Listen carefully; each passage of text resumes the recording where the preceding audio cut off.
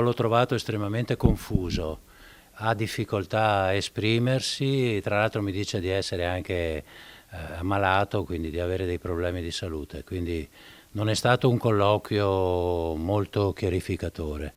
Pochi dettagli, frasi brevi e confuse. Il primo confronto tra Alex Lucchesi, arrestato per la sparatoria di Chiarano, e il suo legale, l'avvocato veneziano Giorgio Pietramala, non è valso a definire quale sarà la linea difensiva del 52enne di origini sinti, accusato del tentato omicidio del genero Gregory Malacarne. Domani mattina alle 11:30 in carcere a Venezia l'interrogatorio di garanzia. Non è ancora stabilito se Lucchesi parlerà o meno. Pietramala lo incontrerà nuovamente nelle ore precedenti al confronto col magistrato per decidere come procedere e come porsi di fronte ai fatti contestati.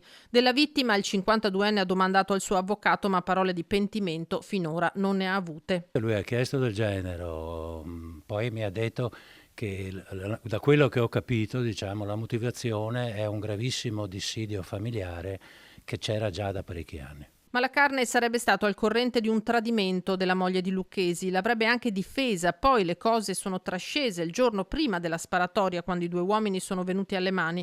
Un'offesa imperdonabile, secondo Lucchesi, che la notte stessa avrebbe esploso alcuni colpi nel cortile di casa di figlia e genero a Colfosco di Susegana, per poi colpirlo alla schiena con la sua calibro 9 lunedì mattina a Chiarano. Certo che il titolo di reato è grave.